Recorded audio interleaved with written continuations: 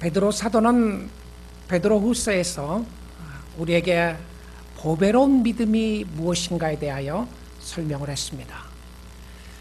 그냥 믿음이 아니라 precious faith, 하나님이 우리에게 주신 그 믿음은 보배롭고 산 믿음이었으며, 이 믿음은 우리로 하여금 하나님 앞으로 갈 때까지 인도하는 구원으로 역사하는 믿음의 역사였습니다. 이 믿음이 있음을 방해하고 믿음으로 살지 못하도록 방해하는 요소가 있는데, 바로 사단의 역사였습니다. 때론 우리의 마음 가운데 진실한 열매를 맺지 못하도록 하고 가짜 열매들을 맺게 해서 우리를 미혹하는 영들이 있다고 이야기를 합니다. 사단은 거짓 선생과 거짓 사도들을 통하여 교회 안으로 가만히 들어오고 성도의 모임으로 가만히 들어와서 거짓 씨앗을 뿌리고 가는 역사가 있게 되었습니다. 베드로후서 1장은 아름답고 밝은 빛으로 시작을 합니다. 하나님이 어떻게 성도들을 사랑하시며 얼마나 성도들의 심령을 통하여 역사하시는 하나님의 위대한 구원의 역사, 그리고 하나님은 말씀을 우리에게 주셔서 성령의 역사로 말미암아 살아있고 생명 있는 진리의 말씀을 선언했다고 이야기를 했습니다. 근데 베드로후서 2장에 오게 되면 그림이 매우 어둡습니다. 캄캄한 그림과 같은데, 그 캄캄한 그림 속에 밝은 빛이 비춰지는 모습을 보여주고 있습니다. 아마 성경에서 예수 그리스도의 죽음의 장면 외에 어두운 빛의 모습을 이야기하라고 한다면 저는 베드로후서 2장을 말하고 싶습니다. 왜냐하면 이 2장은 어둡고 캄캄한 세상 속에 밝고 빛나는 아주 작은 것 같지만 광명한 모습의 빛을 보여주는 것을 가르쳐주고 있습니다. 여러분, 이 모습을 한번 그림으로 생각을 해본다면 우리 교회에도 페인터들이 계시고요, 예술가들이 많이 있죠. 그런데 이 모습의 그림으로 담아본다면 한 세트의 그림인데 세 종류의 각각 다른 그림을 놓고 있는 것을 봅니다. 여러분의 가정에 그림을 건다면 밝고 화창한 그림을 걸 것입니다. 근데 그 그림 속에 어떤 한 세트가 세 개의 그림이 있다면 반드시 그 세 개의 그림 속에는 하나의 흐르는 주제가 있을 것입니다. 근데 그 주제 속에 나타나는 소주제가 있었던 것을 보게 됩니다. 근데 이 그림은 매우 어두운 톤의 그림이었습니다. 첫 번째 그림에는 천사가 있는 그림이었어요. 천사가 흰 옷을 입고 활개를 차게 날개를 펴면서 오르는 모습이 아니라 천사가 검은 옷을 입고 날개가 꺾인 채 피를 흘리고 고통 속에서 신음하고 있는 모습을 보여주는 아주 흉측하고 무거운 그림이었습니다. 두 번째 그림 속에는 번개가 치고 천둥이 일어나고 비가 쏟아지는 캄캄한 그림인데, 사람들이 물에 빠져 신음하고 죽어가는데 구원해 줄 사람이 아무도 없는 절망과 같은 그림이었습니다. 근데 멀리 보니 배 한 척이 보였습니다. 아주 작은 숫자들이 그 배에 타고 있는데 보니까 밝은 빛이 그 배를 통하여 비춰지는 것을 보게 됩니다. 세 번째 그림도 비슷한 무거운 톤의 그림이었는데요, 세 번째 그림은 한 도시가 불에 타는 모습을 보여줍니다. 화려하고 광명한 도시의 모습이 불타는 모습이었는데, 불이 타서 있지만 이 모습은 매우 무겁고 힘드는 그림이었습니다. 그 그림에 신음하고 고통하는 사람들의 모습이 나와 있고요, 멀리 보니까 아주 작은 불빛이 하나 비추고 있었습니다. 어떤 중년의 남자가 두 젊은 여인들을 데리고 그 죽음의 도시에서 빠져나오는 모습을 그렸습니다. 롯과 두 딸이었습니다. 이 그림의 전체적인 주제는 멸망과 구원이었는데요, 각 소주제의 모습을 담고 있다면 첫째는 천사들이었고, 둘째는 옛 세상이었고, 세 번째는 도시가 시리가 주제였습니다. 이 그림을 이해할 수 있는 열쇠가 무엇인가? 어떻게 이 그림을 이해할 수 있을 것인가? 여러분, 작가가 그림을 그릴 때에, 또 작가가 글을 쓸 때에 그것을 쓰기 위한 의도하는 모습이 있었던 것이죠. 이 그림을 이해할 수 있는 구절은 무엇이었냐면 바로 9절에 나오는 말씀입니다. 주께서 경건한 자는 시험에서 건져내실 줄 아시고 불의한 자는 형벌 아래에 두어 심판날까지 지키시며, 바로 이 그림의 열쇠는 주께서라고 하는 단어였습니다. 주께서 구원과 심판의 열쇠를 가지고 계셨는데, 이 세 그림은 주님의 관점에서 보지 않으면 도저히 이해할 수 없는 그림이었습니다. 캄캄했지만 밝은 빛이 조용히 비춰지고 있었고, 그 속에서 나타나는 하나님의 구원과 하나님의 심판에 대한 모습을 담고 있는 것을 보게 됩니다. 이 성령의 역사로 말미암아 베드로 사도는 베드로후서 2장에 오면서 매우 격렬되고, 특별히 잘못된 교리를 교회 안에 퍼뜨리면서 사람들을 미혹하는 모습들을 가리켜서 보여주면서 그들에게 나타나는 멸망의 모습을 적고 있었어요. 그래서 이 헬라어 원어 성경에 보게 되면, 제가 오늘 읽었던 4절부터 10절 중반에 형벌할 줄 아시느니라, 거기 가서 점이 딱 찍혀 있습니다. 그러면 긴 문장이었어요. 어쩌면 여기에 나타나는 베드로 사도의 모습을 보게 되면 아주 격렬하고 아주 단호하고 아주 급하게 숨을 쉬지도 않고 긴 문장을 써내려가는 거예요. 헉헉거리면서 문장을 써내려가는데, 그 모습이 심판과 구원에 관한 부분이었습니다. 이것은 우리에게 경고의 메시지도 주지만 예수 믿는 사람들에게는 회개할 수 있는 기회도 주고 하나님을 찬양하고 하나님 앞에 나갈 수 있는 축복의 메시지였다는 것입니다. 그러면서 확고하게 쓰는 것은 무엇이었냐면 멸망과 구원이라는 주제를 한 그림에 담고 있었습니다. 요즘 신학교에서 새롭게 고개를 들고 있는 것 중에 하나가, 이건 새로운 것이 아니라고 볼 수 있습니다. 그 중에 하나가 지옥은 없다라는 것입니다. 지옥은 없다. 여러분, 지옥이 없다고 주장하는 사람들의 가장 큰 논리가 무엇이었냐면, 논쟁이 무엇이었냐면 바로 하나님에 관한 부분입니다. 하나님의 사랑에 관한 부분이었어요. 하나님은 사랑이 충만하시고 사랑 그 자체가 되시는 하나님이 자기의 형상으로 만든 사람들을 도저히 심판할 수가 없다. 이거는 사랑이 아니다. 하나님의 사랑과 정반대가 되는 모습이라고 이야기를 하면서, 하나님이 어떻게 사랑의 하나님이 영벌을 줄 수 있는가? 그래서 지옥은 없다고 이야기를 합니다. 여러분, 하나님의 캐릭터, 하나님의 attributes라고도 이야기를 하는데요, 하나님의 모습에 보게 되면 여러 가지 모습이 있습니다. 그 중에 하나가 하나님은 사랑의 모습도 나오지만 또 하나님은 공의의 하나님이었습니다. 하나님은 죄를 심판할 수밖에 없는 하나님의 모습으로 보여주고 있다는 것이죠. 그래서 사랑을 강조하면서 공의를 내리게 되면, 혹은 공의를 강조하면서 사랑을 내리게 되면 사람들을 공포로 몰아넣을 수가 있게 됩니다. 요즘 같은 경우에는 더 힘들고 어려울수록 사람들의 삶 속에는 사랑의 하나님을 많이 강조하게 됩니다. 그리고는 공의의 하나님을 강조하지 않게 되죠. 공의의 하나님을 강조하지 않게 되면 나타나는 현상이 무엇이었냐면 회개하지 않아요. 회개할 필요가 없는 것이죠. 무조건 하나님은 다 사랑하니까, 하나님은 사랑하시니까 나에게 필요한 거 다 주셔야 하고, 내가 구하는 것 주셔야 하고, 내가 원하는 것 주셔야 한다. 사랑은 다 주는 것이 아닌가라고 생각을 합니다. 그러니까 회개해야 될 이유를 찾지 못하는 것입니다.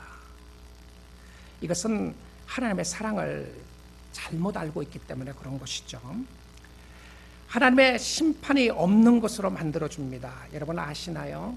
예수님이 이 땅에 계실 때에 천국이라는 가르침보다 지옥에 관한 이야기를 더 많이 가르쳤다는 사실을 아십니까? 자, 이 그림을 세 가지 그림을 보게 되면 정말 어둡고 캄캄한 그림인데 이 그림을 어떻게 보느냐에 따라서 다른 모습들이 나타나게 됩니다. 제가 어저께 우리 교단에서 하는 미션 to the world MTW가 하는 선교 컨퍼런스, 미션 컨퍼런스가 있어갖고 샌디에고 갔었어요. 그래서 참 좋은 시간을, 선교에 대한 새로운 도전한 좋은 시간을 가지게 됐는데요. 그 중에 그 강사가 많이 주장했던 것 중에 하나가 무엇이냐면 바로 도시사역이었어요. 현재 사람들은 다 도시로 모인다는 것이죠. 도시로 수많은 사람들이 모여들기 시작하는데 이 도시사역을 어떻게 할 것인가, 여기에 관한 부분들 많이 강조하면서요. 그전에는 선교라 그러면 자꾸 해외 나가는 걸 생각했는데 지금은 수많은 사람들이 미국으로 온다는 것이죠. 그래서 이 이웃을 어떻게 선교할 것인가, 선교의 관점으로 볼 것인가에 대한 놀라운 도전들을 해주었습니다. 그리고 제가 참석했던 세미나 중에 하나가 문화에 관한 부분이었는데 이 강이라는 여자 백인 선교사님이 예술가였습니다. 미술을 하는 분이었는데 크리에이티브 아티스트였어요. 그래서 자기가 했던 그림들을 이렇게 쭉 보여준 거예요. 자기가 만든 작품들을요.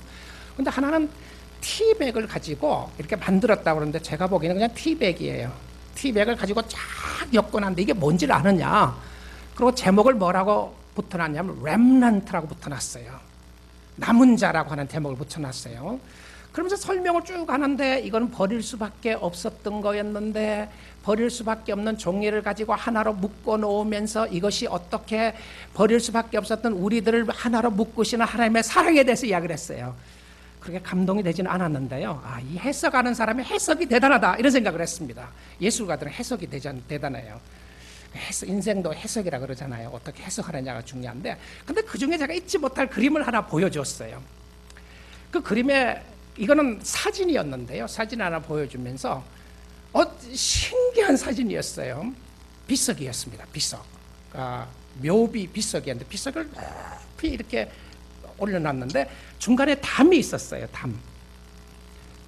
돌로 만든 담이 있었는데 기와짝도 이렇게 같은 것도 이렇게 담에 해놓고요. 근데 저쪽 핀에 비석 하나 있고 담 저쪽에 하나 있고 담 이쪽에 하나 있는데요.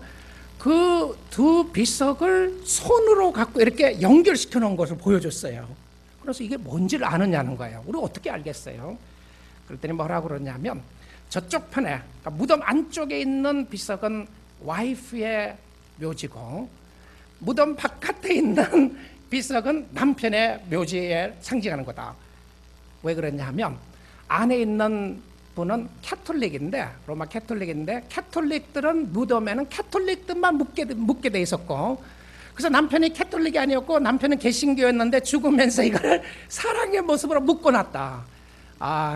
여러분 감동이 안 되신데 저는 진한 감동이 왔어요. 이야, 저렇게라도 묶어놓는 모습을 생각하면서. 근데 담이 있었어요. 저 담이 없었다면 예수 그리스도가 오신 것이, 저도 해석을 하나 하자면 예수 그리스도가 오신 것은 담을 허물려고 오셨는데, 그렇죠? 담을 허물고 연결을 시켜주셨잖아요. 자, 근데 이 그림을 보게 되면 우리는 누구든지 어둡고 캄캄한 그림을 다 싫어합니다. 그런 걸 집에 거는 사람 없어요. 근데 이분이 또 하나 그림을 보여주었던 그림이 무엇이었냐면 프랜시스 베이컨에 관한 자화상이었어요. 자신에 대한 셀프 포트레이트를 그렸는데 세 가지 그림을 그렸어요. 근데 이 세 가지 그림이 굉장히 무거운 그림이었습니다. 짙은 색의 무거운 그림을 그렸는데 얼굴이 다 찌그러진 그림이었어요. 오래 두고 보기가 힘들 정도의 그렇게 그린 세 개의 종류의 자기 자화상을 그린 그림이었어요. 그러면서 하는 이야기가, 이 사람이 자기의 삶 속에 힘들고 어려웠던 것을 그린 것이다. 그래서 얼마나 인간의 어려운 모습을 보여주었던 것인가. 그래서 이런 사람들에게 밝은 빛을 비춰줄 수 있는 것이 복음이 아닌가 그랬어요. 자, 여러분 자신을 오늘 그림 속에 담는다면 여러분은 어떤 그림을 그리실 것 같습니까? 맑고 화창한 얼굴의 그림을 그리시겠습니까? 아니면 여러분의 마음의 그림을 그린다면 어떤 그림을 그리실 것 같아요? 오늘 여기 나오는 그림의 모습은 매우 어두운 그림입니다. 첫 번째 그림이 천사들에 관한 겁니다. 4절 말씀에 보니까 하나님은 범죄한 천사들을 용서하지 아니하시고 지옥에 던져 어두운 구덩이에 두어 심판 때까지 지키게 하셨으며, 여러분 다 천사들 한번 생각해 보십시오. 그들은 하나님을 섬기는 종의 모습이었습니다. 하나님의 영광스러운 하늘의 영광을 보게 됐고 하늘의 영광스러운 보좌와 하나님을 보았던 천사들이었습니다. 근데 그들이 범죄하게 된 이유가, 범죄하게 된 죄가 무엇이었냐면 하나님께 반항한 것이었어요. 하나님께 반항한 것이었습니다. 이사야서에 보게 되면 그들의 교만으로 하여금 하나님 앞에 반항하게 되고 그러므로 말미암아 하늘 보좌에서 쫓겨나는 모습을 설명을 했어요. 근데 이 모습을 오늘 여기에서도 천사들의 타락에 관한 부분들을 적고 있습니다. 여러분, 천사들의 타락을 왜 베드로 사도는 이 상황에서 그렸을까요? 어쩌면 하나님의 모습을 보여주기 위한 모습을 그렸다고 생각을 해볼 수 있게 됩니다. 이건 무엇이냐면 하나님이 어떤 분이신가? 여러분, 하나님께 없는 것이 있습니다. 없는 것이 있고 없어야 하는 것이 있습니다. 그것이 무엇이죠? 죄입니다. 죄. 하나님은 거룩하시고 하나님은 완벽하시고 하나님에게는 죄가 있을 수가 없습니다. 천사라고 할지라도 범죄한 천사를 지옥에 가둘 수밖에 없는 하나님의 공의를 이야기하고 있는 모습이라는 사실입니다. 하나님은 완벽하시고 하나님은 완전하시고 어떤 불순물이 되는 것도 그와 함께 할 수가 없었습니다. 이 말씀을 유다서 6절에서는 이렇게 설명합니다. 또 자기 지위를 지키지 아니하고 자기 처소를 떠난 천사들을 큰 날의 심판까지 영원한 결박으로 가두셨으며, 천사들의 멸망에 대해서 유다서에도 이야기를 했어요. 여러분, 우리가 완벽하지 않고 완전하지 않는데 우리가 하나님을 볼 수 있다는 것은 불가능한 것입니다. 우리가 하나님과 동행할 수 있다고요? 천만의 말씀입니다. 우리는 하나님의 계신 곳에도 갈 수가 없습니다. 왜냐하면 하나님은 100% 순전하시고 순수하시기 때문에 그렇습니다. 그런데 우리가 우리의 어떤 선행으로 천국에 갈 수 있다고요? 그럴 수 없습니다. 우리의 생각은 죄로 물들어 있고요. 우리는 불순한 사람들입니다. 우리들은 이기적인 사람들이고요. 우리는 나를 중심으로 해서 움직이는 사람들입니다. 우리는 하나님조차도 우리의 필요에 의해서 이용하고자 하는 악랄한 인간들입니다. 하나님이 우리를 창조했음에도 불구하고 그 창조주에게 대항하는 사람들이 인간이었고요. 그러면서 여전히 죄짓고 범죄하면서 하나님 앞에 갈 수 있다고요? 천만에요. 그래서 우리의 삶 속에 필요한 것은 나의 의가 아니라 예수 그리스도의 완벽한 의가 우리에게 믿음으로 와서 우리가 의인이 되는 줄 믿습니다. 그래서 오늘도 십자가를 붙잡을 수밖에 없고 오늘도 예수 그리스도를 붙잡을 수밖에 없는 것은 나에게 있던 어떤 의가 나로 하여금 거룩하게 하고 성결하게 하는 것이 아니라 전적인 하나님의 의가 우리의 심령 가운데 있을 때에 우리가 믿음으로 의롭게 되는 줄 믿습니다. 하나님께 대항했던 천사를 어디에 두었나요? 성경에서는 지옥이라는 단어를 헤이디스라고 하는 표현을요, 마태복음 11장 23절에 사용했습니다. 게헤나라고 하는 단어를 마태복음 5장 22절에 사용했고요, abyss 혹은 lake of fire, 불의 못이라고 하는 단어를요 계시록 20장 10절에 쓰기도 했습니다. 근데 여기에 나오는 단어는 조금 더 독특한 지옥의 표현이었습니다. 털토러스라고 하는 헬라어 단어인데요, 이 단어를 설명하면서 찰스 스윈돌 목사님은 이렇게 베드로후서 주석에서 이렇게 이야기를 했습니다. 이것은 지옥 중에서 가장 무서운 지옥의 모습이다. Hell, hole of hell, 이렇게 이야기했어요. 지옥 중에서 가장 무서운 지옥의 모습이다. 근데 사실은 지옥이라고 하는 것은 밑이 없는 모습을 설명했는데요, 그 모습 가운데 있었던 모습을 설명해 주면서 하나님 앞에 나가기를 원했던 것을 설명해 주고 있습니다. 여러분, 하나님의 공의가 없다면 우리는 아무렇게나 살아도 상관이 없습니다. 그런데 하나님의 공의가 있기 때문에 하나님은 반드시 원수들을 쳐부숴 주실 것이고요, 원수 갚는 것을 나에게 맡기라 하나님이 갚아주시겠다고 말씀하셨던 것은 우리의 심판의 모습을 우리에게 두시지 아니하시고 하나님 앞에 두시면서 하나님이 그 죄악된 모습들을 해결해 주실 것을 이야기합니다. 세상은 악으로 가득 차 있습니다. 그럼에도 불구하고 하나님의 백성들이 오늘 주님을 섬기고 주를 바라볼 수 있는 것은 우리에게 선하시고 우리에게 함께 하시는 하나님이 반드시 우리를 축복하시고 인도하여 주시는 줄 믿습니다.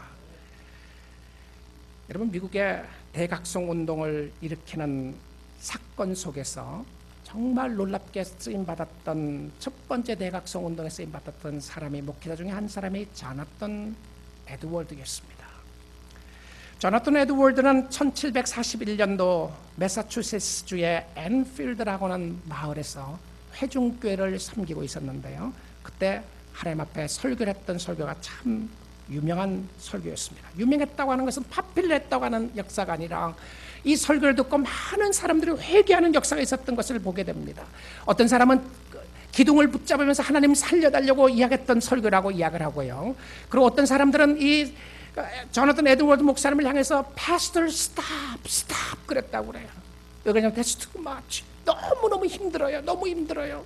하나님은 사랑의 하나님 아니십니까? 어떻게 공의에 대한 하나님에 대해서 이릅니까? 라는 역사가 있었는데, 근데 그 설교를 가르쳐서 사람들이 이렇게 이야기합니다. 그의 설교가 가슴에 폭탄을 터뜨린 것과 같았다.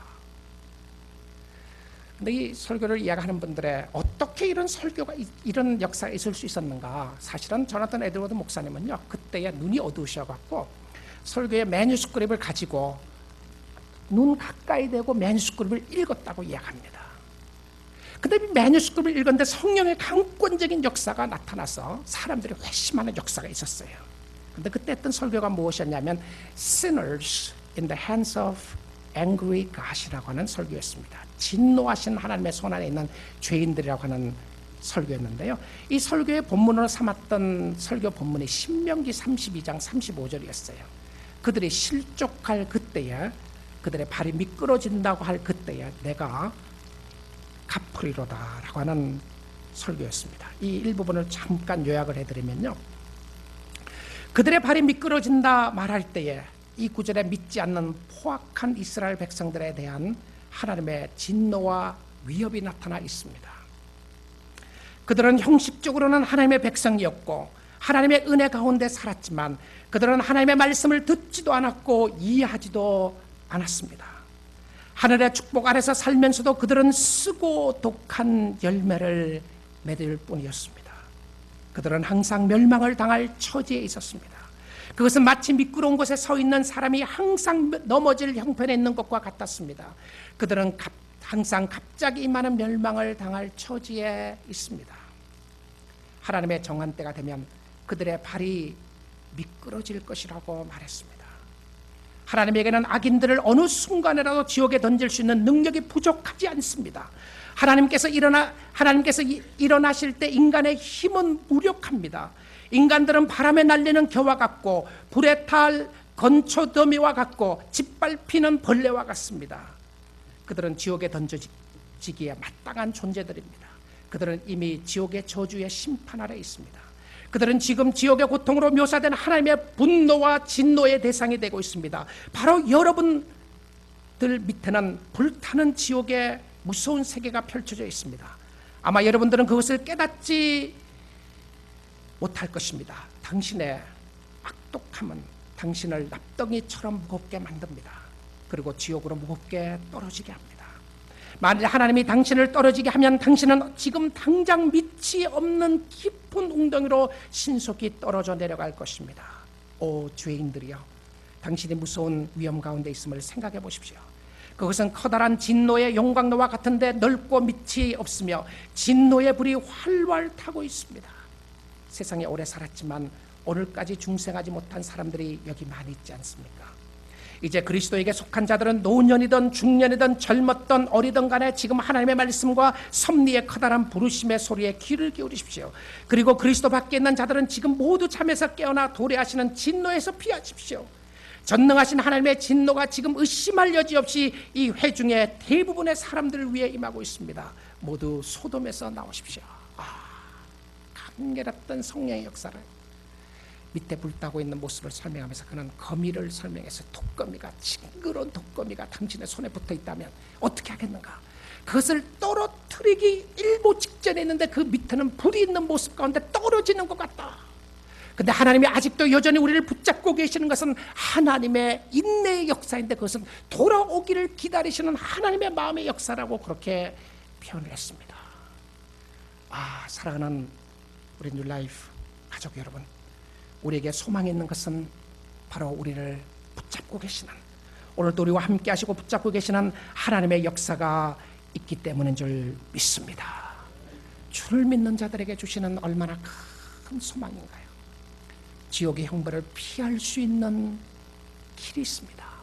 아무리 캄캄하고 어두워도 밝은 빛을 비춰줄 수 있는 빛이 있는데, 그것은 나의 마음속에 있는 의로운 빛이 아니라 바로 예수 그리스도의 빛인 줄 믿습니다. 하나님은 두 번째 그림을 설명하면서 베드로 사도를 통하여 설명을 합니다. 그것은 노아 홍수에 관한 부분이었어요. 5절 말씀입니다. 옛 세상을 용서하지 아니하시고 오직 의를 전파하는 노아와 그 7 식구를 보존하시고 경건하지 않은 자들의 세상에 홍수를 내리셨으며 심판이 없다고요. 세상이 점점 더 잘 사는 세상이 될 거라고요. 그러고 싶습니다. 그러면 얼마나 좋겠습니까? 그러나 성경에는 그렇게 말하지 않습니다. 사람들이 우리를 속이고 있어요. 잘 먹고 잘 살고 우리 마음대로 살자고 이야기를 합니다. 옛날 시대도 마찬가지였고 지금의 시대도 마찬가지입니다. 오늘 세상이 멸망하지 않는 것은 하나님의 택하신 백성들 때문이었고 하나님의 인내하심 때문이었습니다. 세상이 다 멸망한다고요? 미친 소리 하지 말려고 하는 사람들이 많았습니다. 비가 좀 오게 되면 부분적이지 다 죽을 수는 없다고 생각했습니다. 하나님은 노아에게 바닷가에서 혹은 강가에서 배를 만들려고 하지 않았습니다. 산에서 배를 짓고 있었어요. 세상의 원리와 전혀 상관이 없는 것이었습니다. 아니, 세상의 원리라고 생각을 한다면 이것은 도저히 이해할 수 없는 하나님의 역사였습니다. 그래서 사람들은 이렇게 이야기합니다. 성경 이해가 가지 않는다고 말입니다. 세상이 이렇게 잘 되는데 무슨 소리를 하느냐고 말입니다. 어떻게 심판이 있을 것이냐고 말입니다. 성경 이해 안 되는 거 당연한 것입니다. 죄로 가리워져 있는 사람들이 어떻게 하나님의 진리의 말씀을 이해할 수 있겠습니까? 믿어야 하는 것이죠. 믿으면 이해가 될 것입니다. 이해가 안 되는 부분을 또한 믿게 하실 겁니다. 믿고 나니까 믿어지는 역사가 있었던 것을 보게 됩니다. 이것도 우리는 하나님의 은혜의 역사였다라고 말합니다. 노아 홍수 때의 죄악의 모습을 무엇으로 보았느냐 하면 이 한 단어를 딱 썼습니다. ungodly라고 표현을 했어요. ungodly, 불경건함이었다. 이 노아 홍수 때에 멸망하게 되었던 모습이 경건성이 없는 모습이었는데요. 경건이 무엇이었냐면 하나님을 사랑하고 하나님의 뜻대로 사는 것이 경건이었습니다. 그런데 그렇게 한 사람이 노아의 식구들 외에는 아무도 없었던 것이죠. 다 자기 마음대로 자기가 즐기고 싶은 대로 하고 싶은 대로 살았어요. 그리고 성경은 노아가 의를 전파했다라고 베드로후서에서는 이야기합니다. 그러나 여러분, 창세기서에 보게 되면 노아가 설교했다는 장면이 어디도 볼 수가 없습니다. 노아 was not a preacher. 근데 여기서는 노아가 프리처리였다고 그러는데, 설교를 했는데 하나님의 의를 전파했다고 그럽니다. 이것은 무슨 말씀인가요? 그의 삶 자체가 설교였던 것이죠. 말씀으로 순종하는 삶이었습니다. 거친 파도가 났을 때에, 하나님의 심판의 모습이 났을 때에 살아남을 수 있었던 사람들은 오직 노아와 그의 식구밖에 없었습니다. 착하게 살면 구원을 받을 수 있다고요? 착하다는 의미가 무엇입니까? 무엇을 하면 선하다고 말할 수 있을까요? 가난한 사람들, 고아들을 도와주는 것이 선입니까? 내가 거짓말을 하지 않는 것이 선입니까? 내가 사람들을 속이지 않는 것이 선입니까? 내가 사람들을 죽이지 않는 것이 선인가요? 그것은 다 세상이나 혹은 내가 정해놓은 선의 기준입니다. 성경에서는 선과 악을 무엇으로 기준하셨죠? 믿음으로 하지 않는 것은 모든 것이 무엇이라고 하셨습니까? 죄라고 하셨습니다. 선과 악의 기준은 하나님이었습니다. 하나님이 선하신 분이시고 하나님 안에 있는 것이 선한 것이었습니다. 여러분은 예수 그리스도의 보혈의 공로로 씻음받은 여러분들이 선한 사람들이고 그러기에 하나님을 바라보고 하나님을 섬기는 사람인 줄 믿습니다. 누가 기준을 정하셨다고요? 성공과 실패의 기준을 누가 정했습니까? 선과 악의 기준을 누가 정하셨습니까? 누가 구원과 심판의 기준을 정하셨습니까? 내가 아니고 우리의 경험과 우리의 생각이 아니고 하나님이었고 성경 말씀인 줄 믿습니다. 성경은 약속하셨습니다. 하나님을 믿으면 구원을 얻을 수 있다고 말입니다. 우리의 죄가 진홍 같다고 할지라도 우리의 죄를 양털같이 씻어주시는 역사는 우리가 더 열심히 신앙생활하는 것이 아니었습니다. 그것은 신앙생활에 나타났던 증거의 모습이었던 것이죠. 우리를 거룩하게 만들어주시는 것은 하나님의 전적인 은혜였고요, 예수 그리스도를 믿을 때 나타나는 역사였습니다. 세상 풍파 속에서 우리에게 방주를 준비해 주신 분이 계셨는데 그 방주가 바로 그리스도였습니다. 예수님 품이 안식처이고 예수님의 품이 안전한 곳이었습니다. 그 안에 있는 사람들이 구원을 얻는 사람이었고 그 안에 있는 사람들이 순종하는 사람이었던 것을 보게 됩니다. 세 번째 그림입니다. 세 번째 그림도 매우 어둡지만 빛이 있었습니다. 그런데 그 빛은 멸망의 빛이었습니다.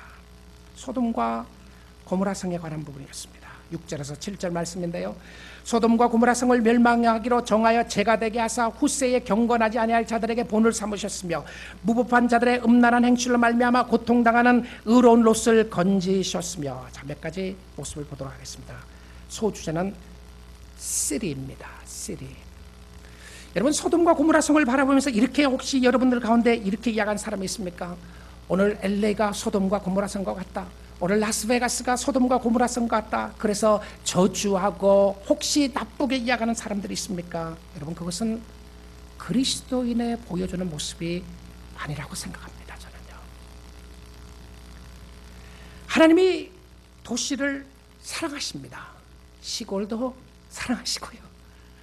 도시를 사랑하시는 이유가 도시 안에 사람들이 많습니다.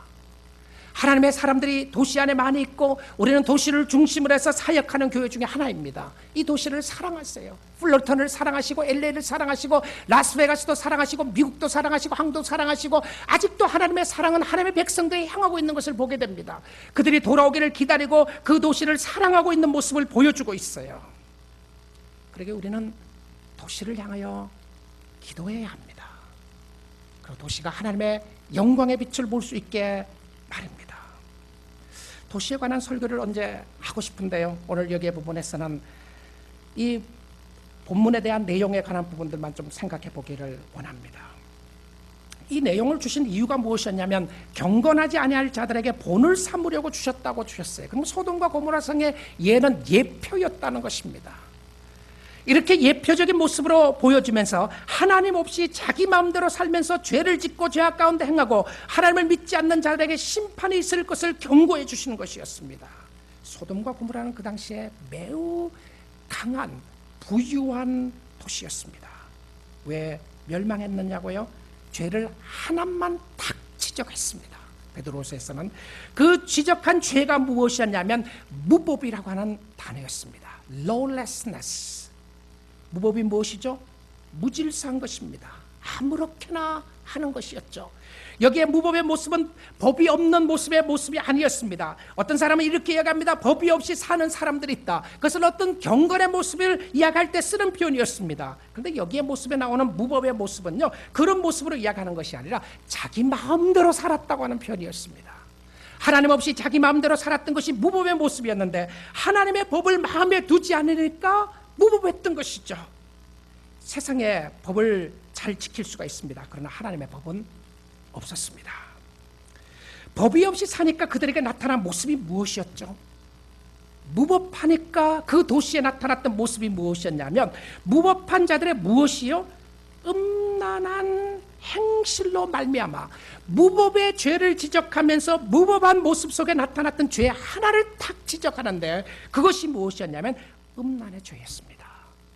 성적인 죄였다는 것이죠. 성적인 죄는 놀랍게도 세상이 편하면 잘 살면 살수록 더 활개를 치는 죄 중에 하나였습니다. 소돔과 고모라 성에 있었던 성적인 죄의 모습 중에 하나가 동성애였습니다. 창세기 19장에 보면 나오게 되죠. 요즘 종교계나 정치계의 뜨거운 감자입니다. 핫 포테이토이죠. 사람들이 진리를 떠나면 마음대로 살아가게 됩니다. 그럴 수밖에 없습니다. 하나님의 법을 마음에 두지 않는데 무엇이 그들의 마음을 다스리겠습니까? 로마서 1장에서는 이렇게 이야기를 합니다. 진리를 떠난 모습을 이렇게 정의를 합니다. 이 때문에 하나님께서 그들을 부끄러운 욕심에 내버려 주셨으니 곧 그들의 여자들도 순리대로 쓸 것을 버리고, 그러니까 하나님의 방법대로 하지 않고 영리로 쓰며 반대로 한다는 것이죠. 이와 같이 남자들도 순리대로 여자 쓰기를 쓴다고 해서 어떤 물건의 표현이 아니었습니다. 하나님의 방법대로 동거하는 모습을 이야기했어요. 쓰기를 버리고 서로 향하여 음욕이 부릴 듯하며 남자가 남자와 더불어 부끄러운 일을 향하여 그들의 그릇 때문에 상당한 보응을 그들 자신이 받았느니라. 아마 이 이슈도 굉장히 핫 포테이토 중에 하나입니다. 저는 이렇게 생각을 합니다. 동성애를 있는 사람들을 그리스도의 모습으로 교회가 정죄할 것이 아니라 사랑해야 한다고 생각합니다. 그 죄도 어떤 죄와 마찬가지로 동일한 죄 중에 하나라고 생각을 합니다. 그러나 오늘날 사회가 이야기하는 것처럼 그들은 그럴 수밖에 없고 선택이 했다고 하는 이유에 있어서는 성경적으로 그렇게 이야기하지 않고 있음을 보게 됩니다. 성경의 해석을 따를 것이냐, 사회의 해석을 따를 것인가, 세상 사람들이 무엇이라고 이야기하는 것을 따를 것인가, 성경이 무엇이라고 이야기를 따를 것인가, 진리를 선포해야 되는 곳이 교회이고 하나님의 말씀대로 서야 되는 부분들이 교회이라고 믿습니다. 이렇게 사는 성도들은 어떤 모습인가요? 고통당합니다. 참 어려워집니다. 왜 그런가요? 저 불법한 행실을 보고 들음으로 의로운 심령이 상하게 되었다고 그랬어요. 마음에 자꾸 아픔이 일어나기 시작합니다. 마음에 상처가 일어나기 시작하는 것 중에 하나가 무엇이었냐면 세상의 악이었어요. 오늘 아침에도 아이시스에 잡혀 있었던 일본 사람이 참사당하는 모습이 동영상으로 떴습니다. 그 사람이 크리스천이었어요. 동료를 구출한다고 갔다가 잡혔던 모습이었는데요. 정말 가슴이 메이는 모습들입니다. 불법의 모습들이죠. 불법은 우리를 마음을 상하게 하는 모습들을 보여줍니다. 근데 이 그림 속에 베드로 사도가 의도했던 것은요, 세상적인 사람 모습 가운데서 베드로 사도가 사랑하는 성도들에게 의도했던 것은 무엇이었냐면 믿음으로 사는 소망의 모습이었습니다. 9절입니다. 주께서 경건한 자는 시험에서 건지실 줄 아시고 불의한 자는 형벌 아래 두어 심판날까지 지키셨으며 주께서 경건한 자를 어떻게 하신다고요? 건지신다고 되어 있습니다. 이 경건은 하나님을 믿는 믿음이었고 그들은 불법을 향하며 세상 따라가는 사람들이 아니었고 하나님을 섬기는 사람이었습니다. 세상에 심판이 있습니다. 심판을 피할 수 있는 길이 있습니다. 그 길은 예수 그리스도를 믿는 길인 줄 믿습니다. 누구든지 그리스도 안에 있는 자들에게는 무엇이라고 말씀하셨습니까? 결코 정죄함이 없다고 하셨어요. 그러니까 오늘 우리가 복음의 소식을 증거하고 복음의 소식으로 나올 수 있는 것은 우리에게 주신 하나님의 은혜와 축복인 줄 믿습니다. 하나님이 살려달라고 기도하고 항복하고 나갈 수 있는 것은 그것을 통하여 하나님이 주시는 은혜의 역사였던 것을 보게 됩니다. 이 그림은 어떤 관점으로 누가 보느냐에 따라서 다른 그림이었습니다. 멸망의 사람들이 보는 것은 정말 어두운 그림이었어요. 그 속에 자신이 있음을 보지도 못하면서 색깔만 보고 어둡게 보았습니다. 그러나 구원받는 하나님의 사람들에게는 이 그림은 어두운 그림이 아니라 소망의 그림이었습니다. 죄를 완전히 멸하시고 원수 마귀를 쳐부수시고 밝은 빛을 비추어 주시는 하나님의 구원의 역사였고 그 구원의 역사가 방주를 통하여 예비하시고 하나님이 그들을 부르시고 인도하시는 하나님의 보호하심과 축복하심을 보여주고 있는 놀라운 역사였습니다. 여러분, 죄로 말미암아 근심하게 되고 낙심하고 절망하고 있으시나요? 믿음으로 승리하는 역사가 있게 될 줄 믿습니다. 구원의 손길에 감사하며 주를 섬길 수 있기를 원합니다. 하나님은 공의의 하나님이시지만 하나님은 사랑의 하나님이십니다. 이 공의와 사랑을 이해할 수 있는 유일한 길이 있습니다. 그 길이 뭔지 압니까? 바로 십자가였습니다. 십자가를 떠나서는 기독교를 설명할 길이 없습니다. 나를 대신하여 십자가를 지시고 예수 그리스도께서 갈라디아서 3장에 말씀하신 것처럼 우리를 대신하여 그가 저주를 받으셨다라고 되어 있습니다. 그가 저주를 받음으로 말미암아 나에게 쏟아졌던 저주를 리무브해 주시고 옮겨주시고 나에게는 의로 채워주신 줄 믿습니다. 나는 성 밖에서 버림받아 하나님의 진노 아래 있었던 자녀였지만 예수 그리스도가 성 밖에서 죽으심으로 말미암아 나를 성 안으로 초대해 주셨습니다. 그가 찔림은 우리의 허물을 인함이었고 그가 찔림으로 말미암아 우리에게 회복을 주셨던 하나님의 은혜와 축복이 있었던 것을 보게 됩니다. 그러기에 우리는 그리스도 안에 있을 때 결코 정죄함이 없는 것뿐만 아니라 다시는 그리스도의 저주의 모습이 성도들에게는 없는 줄 믿습니다. 여러분 주님 앞으로 나오십시오. 두 손 들고 항복하고 오시고요. 예수 믿는 것보다 귀한 것 없습니다. 예수 사랑하는 것보다 세상에 귀한 것 아무것도 없습니다. 여러분 예수님이 여러분을 초대해 주신 것 얼마나 귀한 것인지 아십니까? 이제 막 성찬에 우리가 참여하겠지만 여러분 성찬에 참여할 수 있다고 하는 것은요, 그 당시의 개념으로 생각을 하게 되면 원수는 결코 집에 초대하지 않았습니다. 원수를 집에 초대해서 밥 먹는 사람은 아무도 없을 것입니다. 우리도 그렇지 않겠습니까? 근데 원수되었던 우리를 하나님이 초대해 주시고 하나님이 직접 밥을 먹여주셨던 것이었습니다. 하나님이 우리에게 식탁을 예비해 주었다고 하는 그 의미는 이제는 더 이상 내가 너와 원수가 아니라 너가 나의 자녀라고 하는 자녀됨의 상징이었습니다. 그래서 성찬에 참여할 수 있다고 하는 것은 하나님이 우리에게 베풀어 주신 하나님의 상에서 먹는 축복의 모습이었던 것을 보게 됩니다. 그런데 여러분이 조금 범죄했다고 해서 여러분이 이 땅에 살아나가는 동안 죄를 짓고 힘들어했다고 해서 그것 때문에 하나님이 벌하시겠습니까? 그렇지 않습니다. 우리가 지옥에 가게 되고 진노의 잔을 쏟아 부을 수밖에 없는 것은 우리의 선행에 근거하지 않았습니다. 하나님을 믿느냐 안 믿느냐에 근거했던 것을 보게 됩니다. 그리고 하나님은 우리에게 사랑을 쏟아부어 주셨습니다. 그 하나님은 예수를 믿는 자에게 진노가 아니라 사랑이었습니다. 왜 하나님이 이렇게 하셨느냐고요? 하나님의 방법이었습니다. 하나님의 마음이었어요. 하나님은 자기 아들을 공의로 심판하시고 우리의 죄를 다 옮겨서 그 아들이 죽게 하시고 그리고 그 아들에 있었던 의를 우리에게 다 옮겨주셔서 우리로 하여금 의로운 사람으로 살게 했었습니다. 이것이 하나님의 은혜였고 우리를 100% 의인으로 인쳐주셨던 하나님의 축복이었습니다. 우리 하나님을 섬기고 사랑하고 나아감으로 하나님의 은혜가 여러분의 심령 가운데 충만하게 채워지는 역사가 있기를 주님의 이름으로 축원드립니다.